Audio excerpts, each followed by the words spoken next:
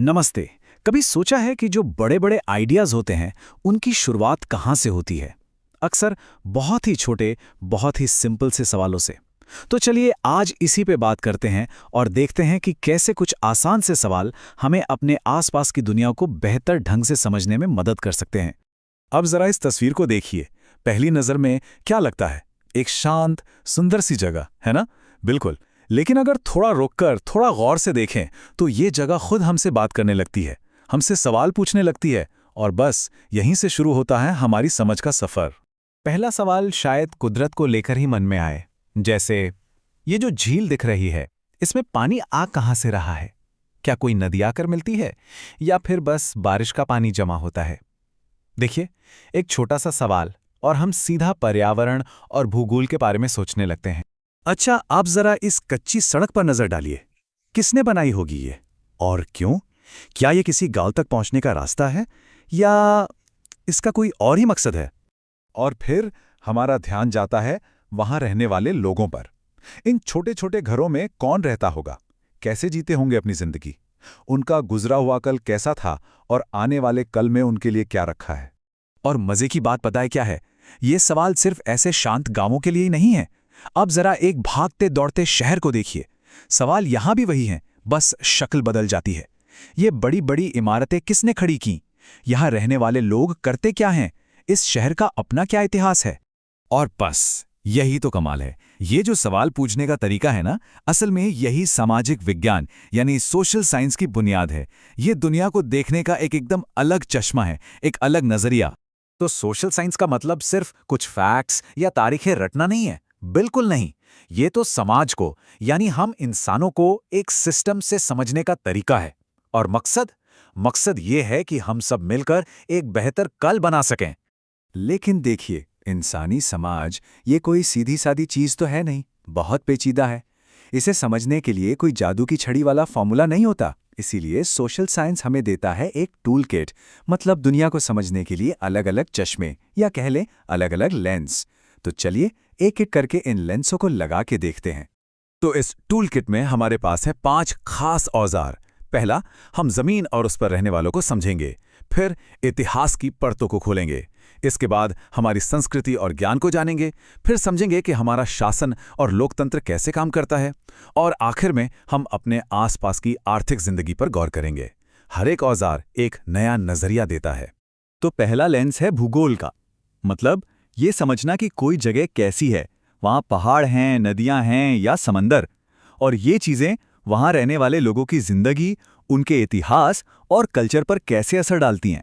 दूसरा लेंस है इतिहास का। कहते हैं ना कि आज को समझना है तो कल को जानना जरूरी है। बिल्कुल वही बात है। इतिहास हमें हमारी जड़ें दिखाता है, बताता है कि हम कौन हैं, यहाँ तक का हमारा सफर कैसा रहा, और सबसे जरूरी, हम गुजरे कल की गलतियों से क्या सीख सकते हैं। फिर आता है तीसरा लेंस, जो हमें किसी भी समाज के कल्चर, उसकी सोच और परंपराओं के अंदर झांकने का मौका देता है। मतलब वो कौन सी मान्यताएं हैं, कौन से रीति रिवाज हैं जो उस समाज की पहचान है। ये लेंस हमें इसी पहचान की गहराई तक ले जाता है। चौथा लेंस है शासन और लोकतंत्र का। सीधी सी बात है, हम सब मिलकर अपना समाज चलाते कैसे हैं, सरकारें कैसे बनती हैं, कैसे काम करती हैं। एक नागरिक होने के नाते हमारे अधिकार क्या हैं और हमारी जिम्मेदारियां क्या हैं, ये सब समझना बहुत जरूरी है। और हमारा पांचवा और आखिरी लेंस फोकस करता है हमारी आर्थिक जिंदगी पर। मतलब पैसा, रुपया, रोजगार, लोग अपनी रोज की जरूरतें कैसे पूरी करते हैं, क्या काम धंधा करते हैं, पूरे देश की अर्थव्यवस्था का पहिया कैसे घूमता है। इन सब सवालों के जवाब हमें यहीं से मिलते हैं। तो ठीक है, अब हमारे पास ये 5 लेंस वाला टूल किट तो आ गया, लेकिन असली सवाल तो अब आता है, आज के ज़माने में हमें इसकी इतनी ज़्यादा ज़रूरत आखिर है क्यों? और ये सवाल बहुत बहुत ज़रूरी है, क्योंकि हम सब जानते हैं कि हम एक ऐसे दौर में जी रहे हैं जहां सब कुछ बहुत तेज़ी से बदल रहा है और हमारे सामने चुनौतियां भी कुछ कम नहीं हैं। ज़रा सोचिए, एक तरफ टेक्नोलॉजी हर रोज़ बदल रही है, दुनिया में कहीं ना कहीं युद्ध और लड़ाई चल रही है, समाज में तनाव बढ़ रहा है, और हमारे पर्यावरण पर जो दबाव है वो तो हम सब महसूस कर ही रहे हैं। अब इन उलझी हुई मुश्किलों को सुलझाने के लिए सोशल साइंस का नजरिया चाहिए ही चाहिए। एक बहुत अच्छी बात कही गई है कि हम असाधारण संभावनाओं के युग में असाधारण चुनौतियों के साथ जी रहे हैं। मतलब हमारे पास मौके भी बहुत हैं और मुश्किलें भी उतनी ही बड़ी हैं। और ये बात आज के समय पर एकदम फिट बैठती है। तो घूम फिरकर हम कहाँ पहुँचे? हम वापस आते हैं सोशल साइंस के सबसे ज़रूरी पहलू पर, और वो ये है कि ये सिर्फ एक सब्जेक्ट नहीं है, ये एक कला है। हाँ, ये कला है सही सवाल पूछने की। देखिए, सोशल साइंस का काम सिर्फ हमें तैयार जवाब देना नहीं है। नहीं, इसका असली काम है हमें ये सिखाना कि भाई सही सवाल पूछा कैसे जाता है। क्योंकि एक बात तो साफ है, जब हम सही सवाल पूछना शुरू करेंगे तभी तो सही जवाबों तक पहुंचने का रास्ता खुलेगा। तभी हम सब अपने आने वाले कल के लिए बेहतर हल ढूंढ पाएंगे। तो ये सारी बातचीत हमें एक ही जगह लाकर खड़ी करती है। हर बड़ी समझ की शुरुआत एक छोटे से सही सवाल से होती है। तो अब सोचने वाली बात यह है कि आज अपनी इस दुनिया के बारे में वो कौन सा सवाल है जिसे पूछा जाना सबसे ज्यादा जरूरी है। सोचिए, कागज का एक छोटा सा टुकड़ा और उसमें पूरी दुनिया, है ना कमाल की बात। आज हम नक्शों की इसी जादुई दुनिया को समझेंगे। हम उनकी भाषा को डिकोड करने की कोशिश करेंगे। ये सिचुएशन तो हम सबके साथ कभी ना कभी हुई ही होगी, है ना। मान लीजिए किसी नए शहर में हैं, ट्रेन से अभी अभी उतरे हैं और तुरंत एक बैंक ढूंढना है। क्या करेंगे? किससे पूछेंगे? ऐसे में सबसे बड़ा सहारा क्या बनता है? और बस यहीं पर एंट्री होती है एक मैप की, एक गाइड की तरह, एक सॉल्यूशन की तरह। तो सवाल यह है कि आखिर एक मैप होता क्या है? क्या यह सिर्फ एक तस्वीर है? बिल्कुल नहीं। ये तो एक तरह से एक जादुई आईना है। ऐसा समझिए जैसे एक पक्षी की तरह ऊपर से सब कुछ देख रहे हों, पूरा का पूरा इलाका एक ही नज़र में। और यही तो मैप्स की सबसे बड़ी, सबसे कमाल की बात है। बड़े से बड़ा शहर हो या पूरा देश, सब सिमटकर एक पन्ने पर आ जाता है, जैसे पूरी दुनिया मुट्ठी में आ गई हो। तो अब जब ये समझ आ गया है कि मैप्स कितने पावरफुल हैं, चलिए इनकी भाषा को समझते हैं। इसके लिए हमारे पास है 3 कीज, 3 जादुई चाबियां। अगर ये 3 चीजें समझ आ गईं तो समझिए हर मैप का राज खुल जाएगा। तो शुरुआत करते हैं हमारी पहली की से। की नंबर 1, डिस्टेंस, यानी कि दूरी। पर एक मिनट, यह सवाल तो दिमाग में आएगा ही, है ना, कि भला इतने बड़े शहर को एक छोटे से कागज पर कैसे फिट कर देते हैं? ये कैसे मुमकिन है? इसका राज छिपा है एक लफ्ज में, स्केल, जिसे हम पैमाना भी कहते हैं। अब ये स्केल क्या चीज़ है? ये असल में एक रेशो है, एक ऐसा जादुई अनुपात जो मैप पर बनी एक छोटी सी लाइन को असली दुनिया की मीलों लंबी सड़क से जोड़ता है। माना मैप पर 1 सेंटीमीटर की लाइन असलियत में हो सकता है 500 मीटर के बराबर हो। बस यही है स्केल, और इसी से हमें असली दूरी का अंदाजा लग जाता है।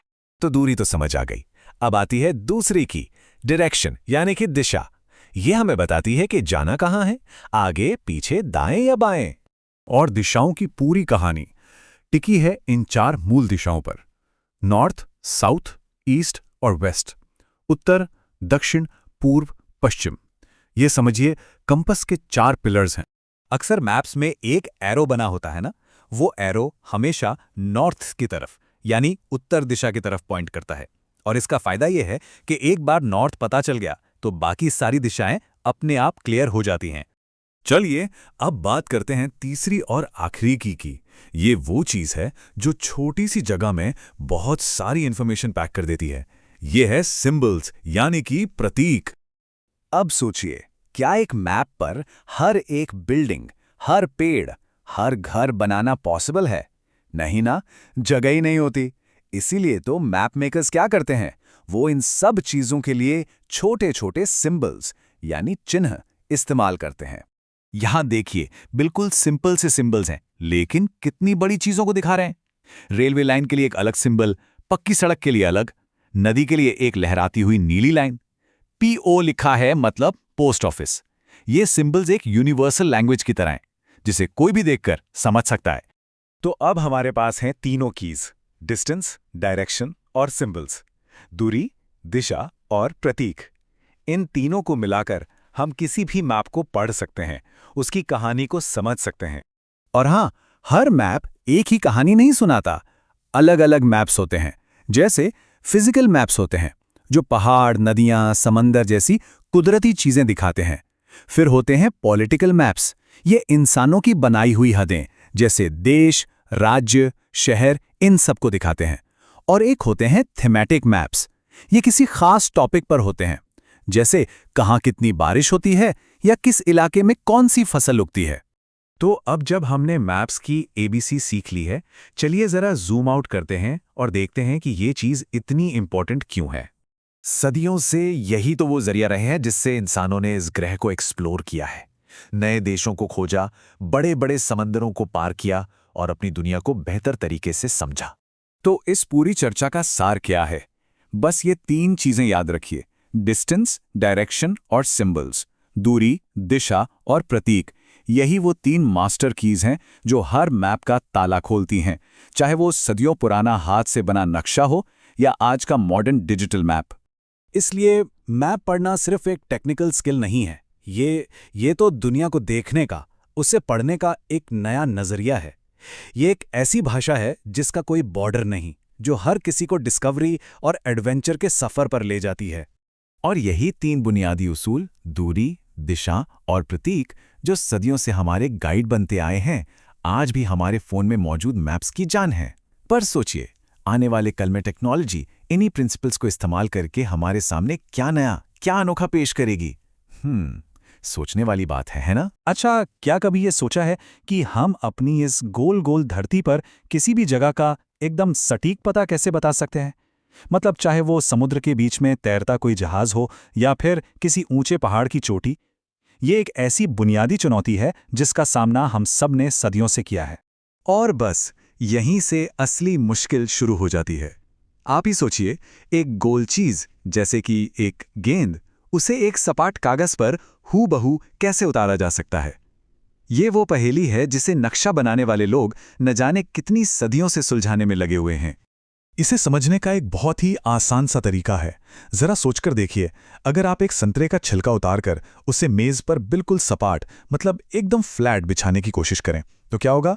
वो कहीं ना कहीं से फटेगा, मुड़ेगा या टूटेगा ही, है ना? बिना तोड़े मरोड़े ऐसा करना लगभग नामुमकिन है। हमारी धरती के नक्शे के साथ भी सच पूछिए तो ठीक यही होता है।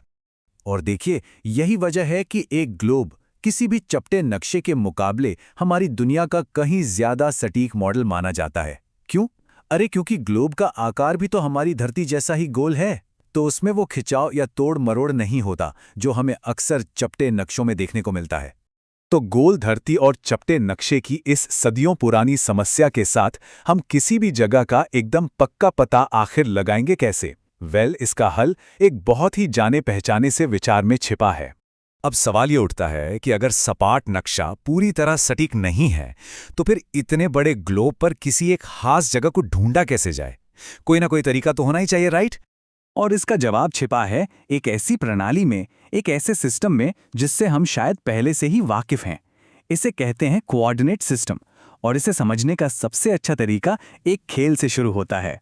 और इसका सबसे बढ़िया और सबसे सरल उदाहरण हमें मिलता है शतरंज के खेल में। ये हमें एक बहुत जरूरी सुराग देता है। देखिए, शतरंज की बिसात पर हर खाने की अपनी एक पहचान होती है ना? एक अक्षर और एक संख्या को मिला दीजिए और बस आपको उस खाने का पता मिल गया। जैसे एक प्यादे को घ 2 से घ 4 पर ले जाना। इस आसान से तरीके से हम किसी भी खाने की बिल्कुल सही जगह बता सकते हैं। तो तकनीकी रूप से कहें तो बस इसी को कोऑर्डिनेट सिस्टम कहते हैं। ये एक ऐसा तरीका है जिसमें 2 या 2 से ज्यादा नंबरों या कोऑर्डिनेट्स का इस्तेमाल करके किसी भी बिंदु की सही स्थिति तय की जाती है। और कमाल की बात यह है कि हमारी धरती भी बिल्कुल इसी तरह के एक ग्रिड का इस्तेमाल करती है, जिससे दुनिया की हर एक जगह को अपना एक अनोखा, यूनिक पता मिलता है। तो चलिए अब इस ग्लोबल एड्रेस सिस्टम को समझते हैं। इसका जो पहला हिस्सा है वो है अक्षांश, जिसे अंग्रेजी में हम लैटिट्यूड कहते हैं। इसे समझने के लिए हमें पहले एक शुरुआती लाइन, एक स्टार्टिंग पॉइंट की जरूरत है। अब देखिए, किसी भी ग्रिड के लिए एक शुरुआती लाइन तो चाहिए ही, है ना? धरती के लिए वो शुरुआती लाइन है भूमध्य रेखा, यानी कि इक्वेटर। ये एक काल्पनिक रेखा है जो पृथ्वी को ठीक बीच से उत्तरी और दक्षिणी 2 गोलार्धों में बांटती है। तो फिर ये अक्षांश है क्या चीज? बहुत आसान है। ये भूमध्य रेखा से उत्तर या दक्षिण की तरफ की दूरी का नाप है और इसे डिग्री में नापा जाता है। भूमध्य रेखा होती है 0 डिग्री पर, और जैसे जैसे हम ध्रुवों की ओर बढ़ते हैं ये डिग्री भी बढ़ती जाती है। और हाँ, अक्षांश के बारे में एक बड़ी दिलचस्प बात यह है कि इसका सीधा संबंध मौसम से है, क्लाइमेट से है। भूमध्य रेखा यानी 0 डिग्री के पास आमतौर पर सबसे ज्यादा गर्मी होती है, जबकि ध्रुवों यानी 90 डिग्री उत्तर और दक्षिण जैसे ऊंचे अक्षांशों पर कड़ाके की ठंड पड़ती है। लेकिन एक मिनट, सिर्फ उत्तर दक्षिण की स्थिति जानना ही तो काफी नहीं है। पूरब और पश्चिम का क्या? यहीं पर दूसरा कोऑर्डिनेट यानी देशांतर या लॉन्गिट्यूड काम आता है। इसे ऐसे समझिए, मान लीजिए कोई कहता है कि वो भूमध्य रेखा से 29 डिग्री उत्तर में है, तो क्या उसे ढूंढा जा सकता है? नहीं, क्योंकि 29 डिग्री उत्तर वाली लाइन तो पूरी धरती के चारों ओर फैली है। हमें ये भी तो बताना होगा कि उस लाइन पर कोई पूरब में है या पश्चिम में। और बस यहीं पर तस्वीर में आता है देशांतर। ये एक शुरुआती खड़ी रेखा जिसे प्राइम मेरिडियन कहते हैं, उससे पूरब या पश्चिम की दूरी का माप है। अब देखिए, अक्षांश के लिए तो भूमध्य रेखा एक नेचुरल स्टार्टिंग पॉइंट है, लेकिन देशांतर के लिए ऐसा कोई प्राकृतिक बिंदु नहीं था। इसलिए साल 1884 में दुनिया के कई देशों ने मिलकर ये तय किया कि 0 डिग्री देशांतर की जो रेखा है वो लंदन के ग्रीनविच से होकर गुजरेगी। तो चलिए एक बार फटाफट दोनों को आमने सामने रखकर समझते हैं।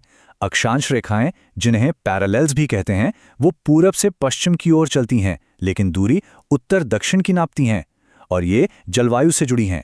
वहीं दूसरी तरफ देशांतर रेखाएं, जिन्हें मेरिडियंस कहते हैं, वो उत्तर से दक्षिण की ओर जाती हैं, पर दूरी पूरब पश्चिम की नापती हैं, और इनका सीधा संबंध है समय से। और सबसे जरूरी बात, जब ये दोनों यानी अक्षांश और देशांतर एक साथ मिलते हैं तो ये बनाते हैं एक ग्लोबल ग्रिड, एक पूरा जाल। और इसी ग्रिड की मदद से हम किसी भी जगह का बिल्कुल सटीक पता लगा सकते हैं। जैसे दिल्ली का पता है लगभग 29 डिग्री उत्तरी अक्षांश और 77 डिग्री पूर्वी देशांतर। लेकिन रुकिए, कहानी अभी खत्म नहीं हुई है। इस कहानी में एक बहुत ही दिलचस्प भारतीय मोड़ भी है जो हमें इतिहास में काफी पीछे ले जाता है। तो सवाल यह है कि क्या ये प्राइम मेरिडियन, ये 0 डिग्री की लाइन हमेशा से ग्रीनविच में ही थी? जवाब जानकर शायद थोड़ी हैरानी हो। जवाब है बिल्कुल नहीं। ग्रीनविच को मानक माने जाने से बहुत पहले, लगभग 1500 साल पहले, भारत की अपनी एक प्रमुख याम्योत्तर रेखा थी जिसे मध्य रेखा कहा जाता था। ये रेखा भारत के प्राचीन खगोलीय केंद्र उज्जैन से होकर गुजरती थी और वराहमिहिर जैसे महान खगोलविद इसे अपनी गणनाओं के लिए एक रेफरेंस पॉइंट मानते थे। तो ये सब जानने के बाद एक सवाल मन में जरूर आता है। सोचिए, अगर आज ये फैसला हमें लेना होता कि पूरी दुनिया के लिए एक प्राइम मेरिडियन कहाँ से गुजरेगी, तो हम उसे कहाँ रखते? और उससे भी बड़ा सवाल, क्यों? इस पर सोचिएगा जरूर। नमस्कार, आज हम एक बहुत ही दिलचस्प टॉपिक पर बात करने वाले हैं कि आखिर पूरी दुनिया में हमारे इस ग्रह पर समय काम कैसे करता है। चलिए इसे समझने के लिए एक सवाल से शुरुआत करते हैं, एक ऐसी पहेली से जो असल दुनिया से जुड़ी है। जरा सोचिए, 2 दोस्त हैं, एक असम के तिनसुकिया में और दूसरा गुजरात के पोरबंदर में। दोनों फोन पर बात कर रहे हैं। एक के यहां सूरज डूब चुका है, शाम हो गई है, लेकिन दूसरे के लिए अभी भी अच्छी खासी धूप है, दिन का उजाला है। और कमाल की बात यह है कि दोनों एक ही देश में हैं। अब इस पहेली को सुलझाने के लिए ना, हमें सबसे पहले ये समझना होगा कि हमारी पृथ्वी की अपनी घड़ी, मतलब इसका जो बेसिक सिस्टम है, वो काम कैसे करता है। तो सब कुछ शुरू होता है पृथ्वी से। वो अपनी धुरी पर, अपने एक्सिस पर पूरा एक 360 डिग्री का चक्कर लगाती है। और ये जो पूरा एक चक्कर है, इसे पूरा करने में पृथ्वी को लगते हैं, जैसा कि हम सब जानते हैं, पूरे 24 घंटे। अब यहां पर एक बहुत ही मजेदार बात सामने आती है। जब हम इन 360 डिग्री को 24 घंटों से डिवाइड करते हैं तो हमें एक जादुई नंबर मिलता है। इसका मतलब ये हुआ कि पृथ्वी का हर 15 डिग्री घूमना 1 घंटे के समय के अंतर के बराबर है। यही वो की है जिससे हम टाइम को समझते हैं। तो सवाल ये उठता है कि अगर सूरज के हिसाब से हर जगह का अपना अलग अलग टाइम है, तो फिर तो बड़ी गड़बड़ हो जाएगी। इस कंफ्यूजन से कैसे बचा जाए? और यहीं पर 2 तरह के टाइम का कॉन्सेप्ट आता है। एक है लोकल टाइम और दूसरा है स्टैंडर्ड टाइम। लोकल टाइम वो है जो सूरज की पोजीशन के हिसाब से तय होता है, मतलब टेक्निकली हर शहर का अपना अलग लोकल टाइम होगा। और स्टैंडर्ड टाइम वो इसी प्रॉब्लम का सॉल्यूशन है, एक ऐसा कॉमन टाइम जिसे कोई पूरा देश या एक बड़ा इलाका एक साथ फॉलो करता है। चलिए वापस अपने उन 2 दोस्तों के पास चलते हैं। भारत जैसे बड़े देश में सबसे पूर्वी और सबसे पश्चिमी हिस्से के बीच करीब 30 डिग्री लॉन्गिट्यूड का फासला है। और जैसा हमने देखा, 15 डिग्री मतलब 1 घंटा, तो 30 डिग्री का मतलब हुआ करीब करीब 2 घंटे का फर्क। यही वजह है कि उनके यहां समय में इतना अंतर था। तो इस 2 घंटे के फर्क वाली प्रॉब्लम को सॉल्व करने के लिए भारत जैसे देश एक सिंगल यूनिफॉर्म टाइम अपनाते हैं, और भारत के लिए यही है हमारा इंडियन स्टैंडर्ड टाइम यानी IST। ये दुनिया के reference time Greenwich mean time यानी GMT से 5.5 घंटे आगे सेट है। तो ये तो हुई भारत की बात। अब थोड़ा और बड़ा सोचते हैं और देखते हैं कि ये जो सिस्टम है ये पूरी दुनिया के लिए, पूरे प्लैनेट के लिए कैसे काम करता है। और ये है ग्लोबल टाइम जोन सिस्टम। ये जो अलग अलग रंग की पट्टियां दिख रही हैं, ये सब टाइम जोन्स हैं, और आमतौर पर हर पट्टी का मतलब होता है 1 घंटे का फर्क। अब इस पूरे सिस्टम का एक स्टार्टिंग पॉइंट तो होना चाहिए, है ना? तो वो स्टार्टिंग पॉइंट है लंदन के ग्रीनविच में मौजूद प्राइम मेरिडियन। इसी को हम ग्रीनविच मीन टाइम या GMT भी कहते हैं, और यहीं से पूरी दुनिया के समय की गिनती शुरू होती है। इसे 0 डिग्री देशांतर माना जाता है। लेकिन सोचिए, जो देश बहुत ही ज्यादा बड़े हैं जैसे अमेरिका या रूस, उनके लिए तो एक टाइम जोन से काम चल ही नहीं सकता। इसीलिए इन देशों को कई टाइम जोन्स में बांटा गया है। जैसे अमेरिका में 6 और रूस में तो 11 टाइम जोन्स हैं। मतलब अगर कोई रूस के एक कोने से दूसरे कोने तक सफर करे तो उसे अपनी घड़ी 10 बार बदलनी पड़ेगी। तो यहाँ सबसे ज़रूरी बात यह है कि टाइम सिर्फ घड़ी में दिखने वाला एक नंबर नहीं है, ये एक ज्योग्राफिकल हकीकत है। चलिए, अब इस पूरी ग्लोबल घड़ी के सबसे कंफ्यूजिंग, सबसे दिमाग घुमा देने वाले हिस्से पर आते हैं। वो जगह जहां से एक नया दिन शुरू होता है और पुराना दिन खत्म। तो जैसे 0 डिग्री पर प्राइम मेरिडियन था, उसके ठीक दूसरी तरफ 180 डिग्री देशांतर पर है इंटरनेशनल डेट लाइन। ये एक काल्पनिक रेखा है, और यही वो ऑफिशियल लाइन है जो एक कैलेंडर दिन को दूसरे से अलग करती है। और इस लाइन को पार करना ना बड़ा ही कमाल का एक्सपीरियंस है। अगर कोई पूर्व की तरफ जा रहा है, मान लीजिए एशिया से अमेरिका, तो उसे एक पूरा दिन मिल जाता है, सोमवार रविवार बन जाता है। और अगर कोई पश्चिम की तरफ जा रहा है, अमेरिका से एशिया, तो वो एक पूरा दिन खो देता है, रविवार सीधा सोमवार बन जाता है। लेकिन एक चीज और, ये लाइन एकदम सीधी नहीं है, ये जिगजैग है, टेढ़ी मेढ़ी है। ऐसा इसलिए किया गया है ताकि ये किसी एक देश को 2 हिस्सों में ना बांट दे। सोचिए, एक ही देश में एक तरफ सोमवार हो और दूसरी तरफ रविवार, कितनी गड़बड़ हो जाएगी। इसी से बचने के लिए इसे एडजस्ट किया गया है। तो ये जो पूरी दुनिया का टाइम जोन का सिस्टम है, ये हमें एक बहुत बड़ी बात सोचने पर मजबूर करता है। अगर हम सब मिलकर टाइम जैसी एक इतनी एब्स्ट्रैक्ट चीज के लिए एक ग्लोबल सिस्टम पर सहमत हो सकते हैं, तो सोचिए एक ज्यादा कनेक्टेड दुनिया के लिए हम और किन किन चीजों पर एक साथ आ सकते हैं। कभी सोचा है कि अपनी ये दुनिया अंतरिक्ष से देखने पर आखिर कैसी दिखती होगी? चलिए, आज महासागरों और महाद्वीपों की इसी कमाल की दुनिया की एक शानदार यात्रा पर निकलते हैं। तो तैयार हो जाइए, हम एक गहरी डुबकी लगाने जा रहे हैं। महान लेखक जूल्स वर्न ने एक बार लिखा था, महासागर ही सब कुछ है। सोचिए जरा, इन शब्दों में कितनी सच्चाई है। हमारे ग्रह को ढकने वाले पानी का वो विशाल, रहस्यमयी और जिंदा फैलाव, ये शब्द उसकी पूरी कहानी बयां करते हैं। चलिए समझते हैं कि उनका असल में मतलब क्या था। अंतरिक्ष से हमारी पृथ्वी कुछ ऐसी दिखती है ना? एक खूबसूरत नीला गोला। पर एक बहुत ही सीधा सा सवाल है, इसे नीला ग्रह या ब्लू प्लैनेट आखिर कहते क्यों हैं? और इसका जवाब इस एक संख्या में छिपा है, 7/10। जी हाँ, पृथ्वी का 7/10 हिस्सा, मतलब कि लगभग 3/4 पानी ही पानी है। तो इसमें कोई हैरानी की बात नहीं कि जब पहले अंतरिक्ष यात्रियों ने इसे देखा तो उनके मुंह से निकला द ब्लू प्लैनेट। तो चलिए अब इस हैरान कर देने वाले नीले ग्रह पर थोड़ा और करीब से नजर डालते हैं और देखते हैं कि इसकी सतह पर आखिर है क्या। देखिए, हमारी पृथ्वी की सतह पर मोटे तौर पर 2 ही चीजें हैं। एक तरफ है महासागर, मतलब पानी के वो बहुत बड़े बड़े हिस्से जो नीले दिखाई देते हैं, और दूसरी तरफ है महाद्वीप, यानी जमीन के वो बड़े बड़े टुकड़े जहां हम सब रहते हैं। अच्छा, अब यहाँ से बात और भी दिलचस्प हो जाती है। ऐसा नहीं है कि ये जमीन और पानी पूरी धरती पर बराबर बराबर बंटे हुए हैं, बिल्कुल नहीं। जरा यहाँ देखिए, बाईं तरफ है उत्तरी गोलार्ध, जहां जमीन का हिस्सा ज्यादा है, और दाईं तरफ है दक्षिणी गोलार्ध, जहां पानी ही पानी है। और जमीन और पानी का ये जो बंटवारा है ना, यही पृथ्वी की जलवायु और यहाँ के जीवन पर बहुत गहरा असर डालता है। हम अक्सर दुनिया के 5 महासागरों की बात करते हैं, है ना? लेकिन यहाँ एक बहुत दिलचस्प बात है। ये सभी महासागर असल में एक दूसरे से जुड़े हुए हैं। मतलब ये सब मिलकर एक ही विशाल ग्लोबल महासागर बनाते हैं। तो अगर साइज के हिसाब से देखें तो सबसे पहले आता है प्रशांत महासागर। ये इतना बड़ा है कि बाकी सारे महासागर इसमें समा सकते हैं। इसके बाद आता है अटलांटिक, फिर हिंद, फिर दक्षिणी और आखिर में सबसे छोटा आर्कटिक महासागर। लेकिन इन विशाल महासागरों में सिर्फ पानी ही नहीं है, लहरों के नीचे तो एक पूरी की पूरी दुनिया बसती है। चलिए इस अद्भुत दुनिया की एक छोटी सी झलक देखते हैं। ये देखिए, ये है रंग बिरंगी प्रवाल भित्तियां, जिन्हें कोरल रीफ्स भी कहते हैं। ये समंदर के अंदर बसे शहरों की तरह हैं, जहां अनगिनत जीव जंतुओं का घर है। और हाँ, शार्क को कैसे भूल सकते हैं।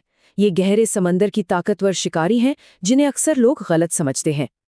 और ये हैं डॉल्फिन्स, समंदर की सबसे समझदार और चुलबुली कलाकार, हमेशा लहरों के साथ खेलने के लिए तैयार। जरा इस शानदार समुद्री कछुए को देखिए, कितने आराम और शांति से अपने पानी के नीचे की दुनिया में तैर रहा है। तो मतलब साफ है, महासागर जीवन से लबालब भरे हैं, छोटे छोटे शैवाल से लेकर विशाल व्हेल तक। ये एक ऐसी दुनिया है जो सूरज की रोशनी वाली सतह से लेकर अंधेरी गहराइयों तक फैली है, और न जाने कितने ही राज इसमें छुपे हैं। लेकिन इस सारी खूबसूरती और इतने सारे पानी के बीच एक बहुत बड़ा विरोधाभास भी है, एक पहेली। ये एक ऐसा सवाल है जिस पर सोचना बहुत जरूरी है। अगर हमारी पृथ्वी पर इतना मतलब 3/4 पानी है, तो फिर हम हर तरफ पानी की कमी और जल संकट की बातें क्यों सुनते रहते हैं? इसका जवाब बड़ा सीधा सा है।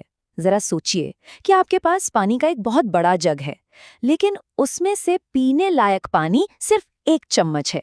बस यही हाल हमारी पृथ्वी का है। यहाँ लवणीय यानी खारा पानी तो बहुत है, लेकिन अलवणीय यानी मीठा पानी वो बहुत ही ज्यादा कम है। और यही विरोधाभास हमें याद दिलाता है कि हम इंसानों और महासागरों का रिश्ता कितना गहरा और कितना जरूरी है, क्योंकि हमारा भविष्य एक ही है। महासागरों का महत्व सिर्फ वैज्ञानिक ही नहीं बल्कि सांस्कृतिक भी है। जैसे कि भारतीय नौसेना का आदर्श वाक्य है, शं नो वरुणः। ये असल में समुद्र के वैदिक देवता वरुण से एक प्रार्थना है कि वो हम पर अपनी कृपा बनाए रखें। और इसी के साथ हम अपनी यात्रा के आखिर में वहीं लौट आए हैं जहां से हमने इसे शुरू किया था, हमारे एकमात्र अनोखे नीले ग्रह को देखते हुए। ये नज़ारा जितना खूबसूरत है, उतनी ही बड़ी जिम्मेदारी भी है। ये हम सबका साझा घर है, और इसके कीमती महासागरों की रक्षा करना हमारी ही जिम्मेदारी है, ताकि आने वाला कल भी उतना ही जीवंत और जिंदा दिल हो जितने कि ये महासागर खुद हैं। हमारी धरती को अगर समझना है तो असल में ये पानी और जमीन की ही कहानी है, और इस कहानी को समझने के लिए हमें इन विशाल महासागरों और महाद्वीपों को समझना होगा, वही जो हमारी दुनिया को आकार देते हैं। और जानते हैं, जमीन और समुद्र के इस रिश्ते को समझने के लिए सबसे सही जगह कौन सी है? हमारा अपना देश भारत। देखिए, भारत एक विशाल प्रायद्वीप है। इसके पश्चिम में है अरब सागर और पूर्व में बंगाल की खाड़ी। हिंद महासागर के ये दोनों बड़े हिस्से यहाँ के जीवन पर बहुत गहरा असर डालते हैं। तो आज का सफर कुछ ऐसा रहेगा।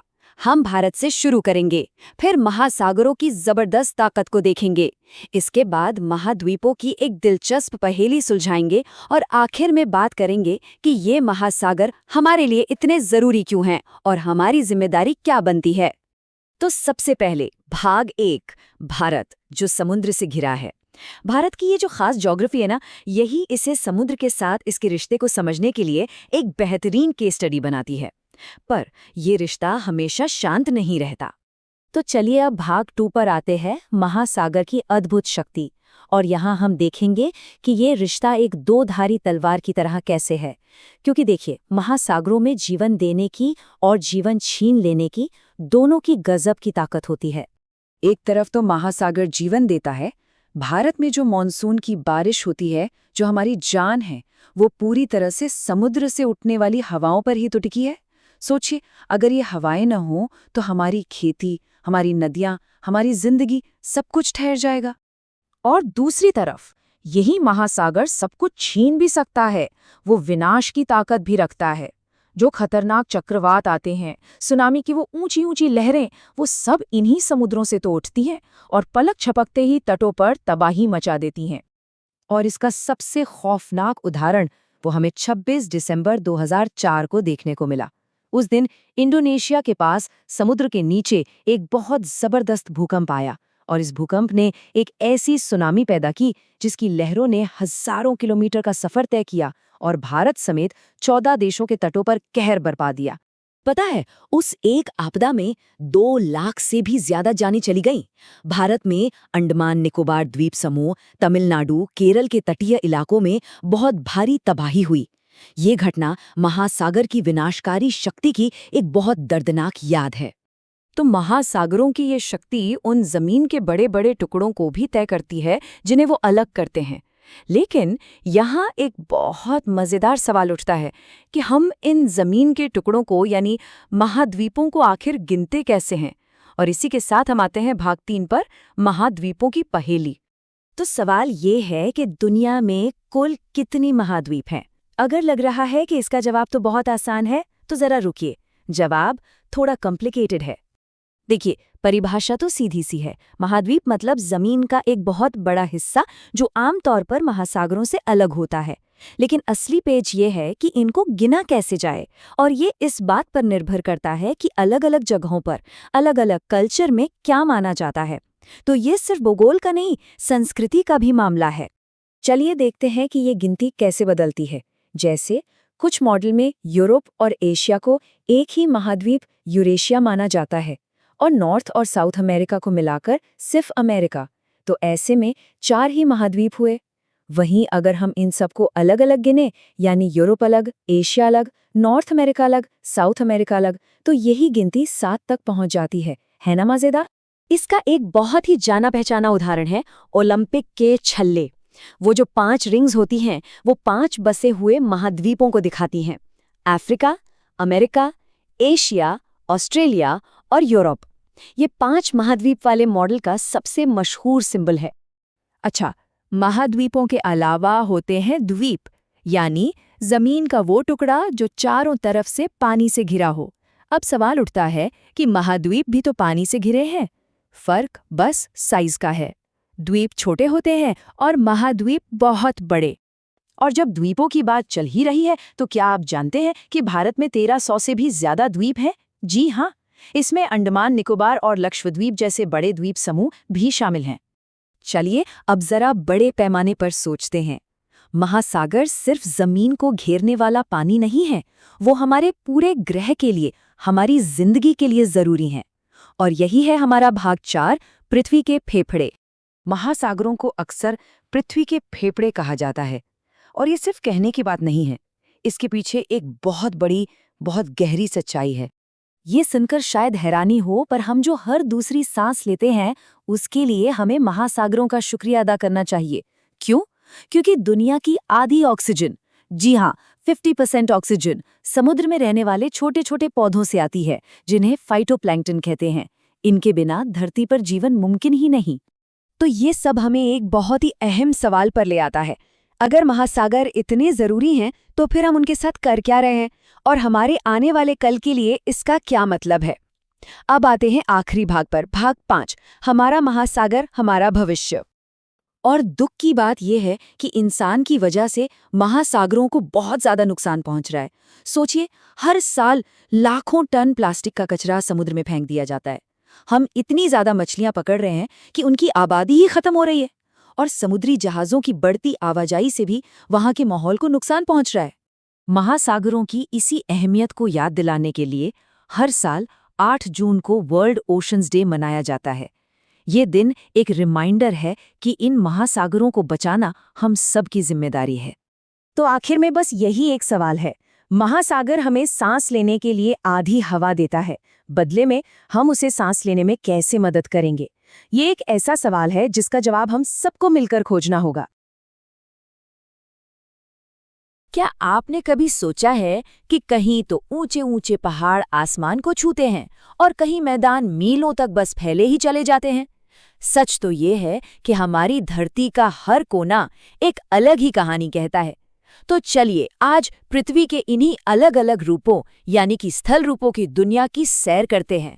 इसे समझने के लिए क्यों ना एक छोटे से सफर पर निकला जाए, एक ऐसा सफर जो हमें दिखाएगा कि हमारे पैरों के नीचे की जमीन पल पल में कितना बदल सकती है।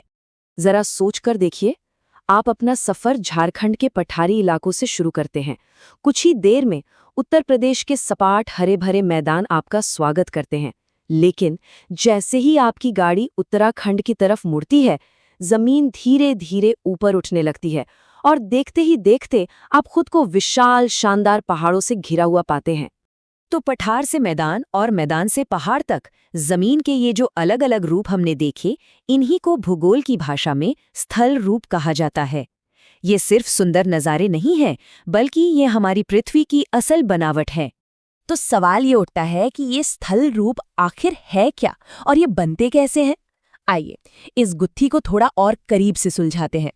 देखिए, सीधे सीधे कहें तो स्थल रूप का मतलब है पृथ्वी की सतह पर मौजूद कोई भी प्राकृतिक बनावट। लेकिन ये एक दिन में नहीं बनती, इन्हें बनने में लाखों साल लग जाते हैं। ये एक धीमी पर लगातार चलने वाली प्रक्रिया है और यही बनावट तय करती है कि किसी जगह का मौसम कैसा होगा, पानी कहाँ से आएगा और वहाँ जीवन कैसे पनपेगा। वैसे तो धरती पर अनगिनत आकृतियां हैं, पर हम इन्हें मोटे तौर पर 3 हिस्सों में बांट सकते हैं। पहले आसमान छूते पर्वत, दूसरे मेज की तरह ऊपर से समतल लेकिन ऊंचे पठार, और तीसरे दूर दूर तक फैले हुए उपजाऊ मैदान। हर एक की अपनी एक अलग कहानी है और अपना एक अलग महत्व। तो चलिए अपने सफर की शुरुआत करते हैं पृथ्वी के सबसे शानदार और विशाल स्थल रूपों से, यानी पर्वतों से। आखिर ऐसा क्या है जो इन्हें इतना खास बनाता है? एक पर्वत को असल में पहाड़ क्या बनाता है? उसकी बनावट। सबसे नीचे होता है उसका चौड़ा आधार जो उसे मजबूती से टिकाए रखता है। फिर आती हैं उसकी खड़ी ढलानें जो उसे ऊंचाई देती हैं, और सबसे ऊपर होती है उसकी संकरी चोटी यानी शिखर, जो ऐसा लगता है मानो आसमान से बातें कर रहा हो। अब पहाड़ों की बात हो और उनकी ऊंचाई की ना हो, ये तो हो नहीं सकता। इस ऊंचाई को नापने के लिए एक शब्द है, तुंगता, जिसे अंग्रेजी में एल्टीट्यूड कहते हैं। इसका सीधा सा मतलब है कि कोई भी जगह समुद्र की सतह से कितनी ऊपर है, और नियम बड़ा आसान है, जितनी ज्यादा तुंगता उतना ऊंचा पर्वत और उतना ही ज्यादा ठंडा मौसम। अच्छा, कभी सोचा है कि पहाड़ों पे बर्फी क्यों पड़ती है? देखिए, जैसे जैसे हम ऊपर जाते हैं मतलब तुंगता बढ़ती है, हवा पतली और ठंडी होती जाती है। एक खास ऊंचाई पर पहुंचकर तापमान इतना गिर जाता है कि बादलों की नमी पानी की बूंदें बनने के बजाय बर्फ के छोटे छोटे क्रिस्टल बन जाती हैं, और जब ये क्रिस्टल नीचे गिरते हैं तो उसे ही हम हिम या स्नोफॉल कहते हैं। और पता है, यही बर्फ पहाड़ों को हमारी धरती का वाटर टावर बना देती है। कैसे? ऊंची चोटियों पर ये बर्फ हमेशा जमी रहती है। गर्मियों में जब ये धीरे धीरे पिघलती है तो इसका पानी हमारी नदियों को साल भर जिंदा रखता है। इसी पानी से मैदानों में खेती होती है और करोड़ों लोगों की प्यास बुझती है। अब जब हम पहाड़ों के बारे में इतना कुछ जान गए हैं, तो क्यों ना दुनिया के कुछ सबसे मशहूर और ऊंचे शिखरों की एक छोटी सी सैर की जाए। और शुरुआत कहाँ से होगी? जाहिर है दुनिया की छत से। ये है माउंट एवरेस्ट, हमारी पृथ्वी का सबसे ऊंचा शिखर, जो महान हिमालय पर्वत श्रृंखला की शान है। अब हिमालय से निकलकर चलते हैं सीधा दक्षिण अमेरिका। यहाँ एंडीज पर्वत श्रृंखला में शान से खड़ा है अकांकागुआ, जो एशिया के बाहर दुनिया का सबसे ऊंचा पर्वत शिखर है। और अब देखिए अफ्रीका का गौरव माउंट किलिमंजारो। इसकी खास बात पता है क्या है? ये किसी पर्वत श्रृंखला का हिस्सा नहीं है, बल्कि एक अकेला ज्वालामुखी है जो सवाना के मैदानों से सीधा आसमान की ओर उठता है। क्या कमाल का नज़ारा है! इस तस्वीर को देखिए, यहाँ दुनिया के कुछ महान शिखरों को एक साथ रखा गया है। ये हमें एक अंदाज़ा देती है कि ये पहाड़ असल में कितने विशाल, कितने बड़े हैं, और प्रकृति की इस महान शक्ति के आगे हम कितने छोटे हैं। अब एक मज़ेदार बात, क्या पहाड़ भी जवान और बूढ़े होते हैं? जी हाँ, बिल्कुल। हिमालय जैसे पहाड़ युवा माने जाते हैं, ऊंचे, नुकीले और आज भी बहुत धीरे धीरे बढ़ रहे हैं। वहीं दूसरी तरफ हमारे भारत की अरावली श्रृंखला बूढ़ी हो चुकी है। लाखों सालों से हवा और पानी की मार झेलते झेलते, जिसे हम अपरदन कहते हैं, ये घिसकर छोटी और गोलाकार हो गई है। लेकिन पहाड़ सिर्फ चट्टान और बर्फ का नाम नहीं है। यहाँ तो एक पूरी जिंदा दुनिया बसती है। चलिए देखते हैं कि इन मुश्किल ऊंचाइयों पर जिंदगी कैसे अपनी जगह बना लेती है। किसी पहाड़ पर चढ़ना एक बदलते हुए बगीचे से गुजरने जैसा है। नीचे की ढलानों पर चीड़ और देवदार जैसे पेड़ों के घने जंगल मिलेंगे, लेकिन जैसे जैसे आप ऊपर बढ़ते जाएंगे, पेड़ कम होते जाएंगे और उनकी जगह मखमली घास, काई और चट्टानों पर चिपकी हुई लाइकेन ले लेगी। और इन ऊंचाइयों के आसमान पर राज करते हैं कुछ शानदार शिकारी पक्षी, पेरेग्रिन बाज और सुनहरा उकाब, जिनकी तेज नजर और मजबूत पंख इन्हें यहाँ का सबसे बेहतरीन शिकारी बनाते हैं। जमीन पर भी कुछ ऐसे कमाल के जानवर मिलते हैं जिन्होंने खुद को यहाँ के मुश्किल हालात के हिसाब से ढाल लिया है। एक तरफ बर्फीली हवाओं से बचाने वाले घने बालों वाला याक, तो दूसरी तरफ खड़ी चट्टानों पर भी आसानी से चढ़ जाने वाला फुर्तीला आइबेक्स। ये दोनों ही यहाँ की कठोर दुनिया के असली सर्वाइवर्स हैं। तो पहाड़ों के इस पूरे सफर के बाद एक बात तो साफ हो जाती है, हमारी पृथ्वी सिर्फ एक गोला नहीं बल्कि एक जीती जागती सांस लेती हुई दुनिया है। हमने देखा कि पहाड़ सिर्फ पत्थर और मिट्टी के ढेर नहीं है, ये तो एक जीता जागता, धड़कता हुआ इकोसिस्टम है जो अपने ऊपर और अपने आसपास न जाने कितनी जिंदगियों को सहारा देता है। और आखिर में अथर्ववेद का एक श्लोक है जो इस पूरे एहसास को बहुत खूबसूरती से बयां करता है। पृथ्वी मेरी माता है तथा मैं उसकी संतान। ये पहाड़, ये मैदान, ये सिर्फ जमीन के टुकड़े नहीं हैं, बल्कि ये उसी माँ का रूप है जिससे हम सब जुड़े हुए हैं। इसी सोच के साथ आज का यह सफर यहीं समाप्त होता है। कभी सोचा है पहाड़ों पर जिंदगी कैसी होती होगी? मतलब एक ऐसी दुनिया जहां एक तरफ तो इतनी जबरदस्त खूबसूरती है कि देखकर दिल खुश हो जाए, और दूसरी तरफ उतनी ही मुश्किल हकीकतें। तो आज हम पहाड़ों के इसी दोहरे चेहरे को थोड़ा करीब से जानने की कोशिश करेंगे, जहां शानदार नज़ारे भी हैं और जिंदगी की बड़ी बड़ी चुनौतियां भी। चलिए इस सफर को शुरू करते हैं। जरा एक पल के लिए इस तस्वीर को देखिए, बस देखिए और सोचिए कि यहाँ जीना कैसा होता होगा। ये कोई मामूली सवाल नहीं है, बल्कि एक पहेली है, और इस पहेली को हम धीरे धीरे एक एक करके सुलझाएंगे। तो हमारा पहला पड़ाव है पर्वतों का संसार।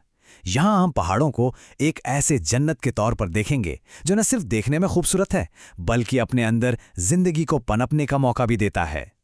पहाड़ों की सबसे बड़ी पहचान क्या है? उनके बेमिसाल नज़ारे, आसमान को छूती हुई चोटियां, गहरी गहरी शांत घाटियां, और हाँ, पल में बदलता हुआ मौसम। ये जो मौसम का मिजाज है ना, यही यहाँ की जिंदगी को रोमांचक भी बनाता है और मुश्किल भी। और ये शानदार जगह सिर्फ इंसानों के लिए नहीं है। यहाँ के घने जंगल, नदियाँ और बड़ी बड़ी गुफाएं न जाने कितने ही जंगली जानवरों का घर हैं। सोचिए जरा, स्नो लेपर्ड यानी हिम तेंदुआ, जो आसानी से नजर भी नहीं आता, वो इन्हीं ऊंचाइयों पर राज करता है। पहाड़ सिर्फ ऊंची ऊंची चोटियां नहीं हैं, ये तो जिंदगी का एक बहुत बड़ा सोर्स है। पता है, गंगा जैसी हमारी बड़ी बड़ी नदियां इन्हीं पहाड़ों से निकलती हैं, और गंगा नदी करीब 2500 किलोमीटर लंबी है। ये दिल्ली से चेन्नई की दूरी से भी ज्यादा है। ये नदियां पहाड़ों से निकलकर मैदानों तक जीवन पहुंचाती हैं। तो अब सवाल ये उठता है कि इतनी मुश्किल और खूबसूरत जगह पर इंसान आखिर रहता कैसे है? हमारा दूसरा हिस्सा इसी बारे में है, पहाड़ों में जीवन, मतलब इंसानी हिम्मत और उसके जीने के तरीकों की कहानी। अब देखिए, यहाँ की जमीन तो ढलान वाली है, तो खेती कैसे हो? ये एक कला है, और इंसानी जज्बे का एक कमाल का नमूना है सीढ़ीदार खेती। इसमें होता यह है कि पहाड़ों की ढलानों को बड़ी मेहनत से काटकर सीढ़ियों जैसा बना दिया जाता है, और फिर उन पर खेती की जाती है। लेकिन कई इलाके ऐसे भी हैं जहां जमीन खेती के लिए बहुत ही पथरीली या ठंडी होती है। तो वहां लोग क्या करते हैं? पशुपालन। ये वहां की जिंदगी का आधार बनता है। ये न सिर्फ वहां के माहौल के हिसाब से सही है, बल्कि लोगों को एक ठीक ठाक आमदनी भी देता है। और फिर आता है टूरिज्म। ताज़ी हवा, सुकून भरे नज़ारे, और हाँ, स्कीइंग, हाइकिंग, रिवर राफ्टिंग जैसे एडवेंचर स्पोर्ट्स, ये सारी चीज़ें टूरिस्ट्स को अपनी तरफ खींचती हैं, और इससे यहाँ की इकॉनमी को बहुत बड़ा सहारा मिलता है। लेकिन जैसा कहते हैं ना, हर चीज़ की एक कीमत होती है। जब टूरिस्ट की भीड़ बहुत ज़्यादा बढ़ जाती है, तो पहाड़ों का जो नाजुक सा माहौल है, उस पर बहुत दबाव पड़ता है। तो यहाँ विकास और पर्यावरण के बीच संतुलन बनाना एक बहुत बड़ी चुनौती है। और अब बात करते हैं सिक्के के दूसरे पहलू की। हमारा तीसरा हिस्सा है प्रकृति की चुनौतियां। ये खूबसूरती अपने साथ कुछ ऐसे खतरे लेकर आती है जिन्हें हम नजरअंदाज कर ही नहीं सकते। सबसे पहले बात करते हैं भूस्खलन या लैंडस्लाइड की। सीधे शब्दों में कहें तो किसी पहाड़ी ढलान या चट्टान का एक बड़ा सा हिस्सा अचानक टूटकर नीचे गिर जाता है और इसका नतीजा तबाही। जरा इस तस्वीर में देखिए कैसे एक लैंडस्लाइड ने पूरी की पूरी सड़क को ही खत्म कर दिया है। ये पलक झपकते ही किसी की जिंदगी भर की मेहनत को मिट्टी में मिला सकता है। पहाड़ों का एक और बहुत बड़ा खतरा है हिमस्खलन, जिसे एवेलांच भी कहते हैं। ये असल में बर्फ, चट्टानों और पत्थरों का एक बहुत बड़ा सैलाब होता है जो तेज रफ्तार से पहाड़ से नीचे की तरफ आता है। और बात यह है कि एवेलांच का कोई भरोसा नहीं होता।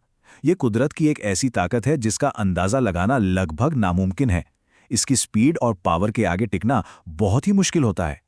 और देखिए, ये लिस्ट यहीं खत्म नहीं होती। अचानक से बाढ़ आ जाना, बादल फटना, मतलब बहुत कम टाइम में बहुत ज्यादा बारिश हो जाना, और फिर भारी बर्फबारी और जमा देने वाली ठंड, ये सब पहाड़ी जीवन की रोज की चुनौतियां हैं। लेकिन कहते हैं ना, जहां चुनौतियां होती हैं वहीं इंसान का हौसला भी देखने को मिलता है। हमारा आखिरी हिस्सा इसी कभी न हारने वाले जज्बे को सलाम करता है। मिलिए दो बहुत ही खास महिलाओं से, बछेंद्री पाल और अरुणिमा सिन्हा। इनकी कहानियां उस हिम्मत और जज्बे की मिसाल हैं जो पहाड़ों को जीतने के लिए चाहिए होता है। बछेंद्री पाल, ये वो नाम है जिसने इतिहास रच दिया। साल था 1984 जब वो माउंट एवरेस्ट पर चढ़ने वाली पहली भारतीय महिला बनी। सोचिए, उन्होंने सिर्फ एक चोटी नहीं चढ़ी, बल्कि भारत की लाखों लड़कियों के लिए सपनों के नए रास्ते खोल दिए। अब अरुणिमा सिन्हा की कहानी सुनिए। सिर्फ 22 साल की उम्र में एक बहुत ही दुखद हादसे में उन्हें अपना एक पैर खोना पड़ा। ये एक ऐसी घटना थी जो किसी की भी हिम्मत तोड़ सकती थी, पर अरुणिमा की नहीं। और यहां बछेंद्री पाल की प्रेरणा ने कमाल कर दिया। उनके ही प्रोत्साहन से अरुणिमा ने 2013 में माउंट एवरेस्ट पर जीत हासिल की। और वो यहीं नहीं रुकी, उन्होंने दुनिया के हर महाद्वीप की सबसे ऊंची चोटी को फतह किया। ये विल पावर की एक ऐसी कहानी है जिस पर यकीन करना मुश्किल है। और ये सब हमें वापस हमारे पहले सवाल पर ले आता है कि जब पहाड़ों पर इतनी सारी चुनौतियां हैं तो फिर भी लोग वहां रहते क्यों हैं? देखिए, इसका कोई एक सीधा सा जवाब नहीं है। शायद जवाब उस खूबसूरती, रोजी रोटी और उस इंसानी जज्बे में छिपा है जो हर मुश्किल से टकराना चाहता है। शायद इस सवाल का असली जवाब तो हर उस इंसान के पास है जो इन पहाड़ों को अपना घर कहता है। नमस्कार। आज हम एक बहुत ही दिलचस्प रिश्ते को समझने वाले हैं, धरती और इंसान के जीवन के बीच का गहरा रिश्ता। हम दुनिया की सबसे ऊंची चोटियों से लेकर सबसे घनी आबादी वाले मैदानों तक का एक सफ़र करेंगे और ये देखेंगे कि ज़मीन की अलग अलग शक्लें हमारी ज़िंदगी को कैसे बनाती हैं और कैसे बदलती हैं। तो चलिए, इसी बुनियादी सवाल से शुरू करते हैं। यही वो सवाल है जो हमारे इस पूरे सफ़र में साथ रहेगा, जब हम अलग अलग तरह के लैंडफॉर्म्स को देखेंगे और समझेंगे कि वो सिर्फ भूगोल का हिस्सा नहीं है, बल्कि हमारी संस्कृति, हमारी अर्थव्यवस्था और हमारे रहने के तरीके का एक अटूट हिस्सा हैं। जरा इन दो तस्वीरों को देखिए। एक तरफ हैं ऊंची चट्टानी ढलानें और दूसरी तरफ दूर दूर तक फैला हरा भरा मैदान। ये बिल्कुल दो अलग अलग दुनियाएं लगती हैं, है ना? लेकिन दोनों ही इंसानी जिंदगी का घर हैं। और यही विविधता हमारे आज के सफर का केंद्र है। तो आइए अपना ये सफर शुरू करते हैं दुनिया के सबसे ऊंचे मकाम से। हम जानेंगे कि पहाड़ सिर्फ जमीन के ऊंचे नीचे हिस्से नहीं होते, बल्कि कई संस्कृतियों के लिए तो ये आस्था और पहचान का केंद्र भी हैं। ये है माउंट एवरेस्ट। जरा इसकी विशालता के बारे में सोचिए। 8,849 मीटर की ऊंचाई। ये सिर्फ एक भौगोलिक रिकॉर्ड नहीं है, बल्कि दुनिया भर के लोगों के लिए हिम्मत, प्रेरणा और सम्मान का प्रतीक है। लेकिन सबसे दिलचस्प बात तो इन पहाड़ों के नाम हैं, जिनमें एक पूरी की पूरी संस्कृति और आस्था छिपी हुई है। तिब्बत में एवरेस्ट को सिर्फ एक चोटी नहीं, बल्कि चोमोलुंग यानी दुनिया की देवी मां माना जाता है। वहीं नेपाल में इसे सगरमाथा यानी आकाश की देवी कहते हैं। और कैलाश पर्वत तो देखिए, हिंदू, बौद्ध, जैन और बौन इन 4 धर्मों का पवित्र केंद्र है। ये नाम हमें बताते हैं कि पहाड़ सिर्फ जमीन नहीं, बल्कि लोगों की पहचान का कितना गहरा हिस्सा है। ठीक है, तो अब पहाड़ों की ऊंचाइयों से उतरकर हम चलते हैं उन विशाल, ऊंची और समतल जमीनों की तरफ जिन्हें पठार कहा जाता है। ये जगहें अपने अंदर कई राज और खजाने छिपाए हुए हैं। तो पठार आखिर होते क्या हैं? सीधे शब्दों में कहें तो ये एक तरह की उठी हुई टेबललैंड जैसी होती है। इसका सबसे बेहतरीन उदाहरण है तिब्बत का पठार, जिसे इसकी औसत 400-500 मीटर की ऊंचाई की वजह से दुनिया की छत भी कहा जाता है। और ये तस्वीर तो बस कमाल है। ये दिखाती है कि पठार कितने खूबसूरत नज़ारे बना सकते हैं। ये चेरापूंजी पठार से गिरने वाला नोहकालिकाई झरना है। असल में पठार दुनिया के कुछ सबसे शानदार झरनों का घर होते हैं। पठार असल में विरोधाभासों से भरी जमीन है। मतलब ऊपर से देखने पर शायद ये बंजर लगें, खेती के लिए भी मैदानों जितने अच्छे नहीं होते, लेकिन असली खजाना तो जमीन के नीचे छिपा है। ये खनिजों के भंडार ग्रह हैं। सोना, हीरा, लोहा, कोयला, कई देशों की पूरी अर्थव्यवस्था इसी जमीनी दौलत पर टिकी होती है। हाँ, इसका एक अपवाद भी है, जैसे दक्कन का पठार, जहां ज्वालामुखी की काली मिट्टी ने इसे खेती के लिए भी बहुत उपजाऊ बना दिया है। तो चलिए अब हम अपने सफर के आखिरी पड़ाव पर चलते हैं, यानी उन उपजाऊ मैदानों की ओर, और देखते हैं कि ये जमीन मानव सभ्यता का पालना कैसी बनी। जरा सोचिए, अंतरिक्ष से देखने पर यह समतल, उपजाऊ जमीन कितनी विशाल दिखती होगी। ये मैदान हजारों सालों से नदियों द्वारा लाई गई मिट्टी से बने हैं, और इन्हीं मैदानों ने दुनिया की बड़ी बड़ी सभ्यताओं को जन्म दिया है। अब जरा इस नंबर को देखिए, 40 करोड़। जी हां, 40 करोड़। ये सिर्फ भारत के गंगा के मैदान में रहने वाले लोगों की अनुमानित संख्या है, और इसी वजह से ये पृथ्वी पर सबसे घनी आबादी वाले क्षेत्रों में से एक है। तो मैदानों में जिंदगी के मौके तो बहुत हैं, जैसे खेती के लिए उपजाऊ मिट्टी, घर और सड़कें बनाने के लिए समतल जमीन। लेकिन इन्हीं फायदों की वजह से आज कुछ बड़ी चुनौतियां भी हमारे सामने खड़ी हैं, जैसे बढ़ती आबादी का दबाव, प्रदूषण और जमीन के नीचे पानी का स्तर लगातार गिरना। और ये तस्वीर उन आंकड़ों को एक इंसानी चेहरा देती है। ये दिखाती है कि हजारों सालों से इन नदियों और मैदानों ने यहाँ के जीवन को कैसे संभाला है। आज भी नाव का इस्तेमाल रोजमर्रा के आने जाने और व्यापार के लिए होता है। तो इस सब से हम क्या सीखते हैं? आखिर क्या है इसका मतलब? एक बहुत पुरानी सोच है जो जमीन और इंसान के इस गहरे रिश्ते को बड़ी खूबसूरती से समझाती है। ये देखिए, ये प्राचीन तमिल संगम कविता का एक वर्गीकरण है, और ये कमाल का है। ये दिखाता है कि कैसे हर अलग अलग लैंडस्केप, यानी पहाड़, जंगल, खेत, तट और रेगिस्तान एक खास तरह की जीवन शैली को जन्म देता था। पहाड़ों में लोग शिकार करते थे, तो मैदानों में खेती। ये इस बात का सबूत है कि हमारे पूर्वज पर्यावरण और जीवन के बीच के इस रिश्ते को कितनी गहराई से समझते थे। तो आखिर में ये सवाल हम सबके लिए है, हमारे आसपास की जमीन कौन सी कहानी कहती है? क्या वहां पहाड़ हैं, पठार हैं या मैदान? वो जमीन वहां के लोगों, उनके काम और उनकी संस्कृति के बारे में क्या बताती है? जरा सोचिएगा।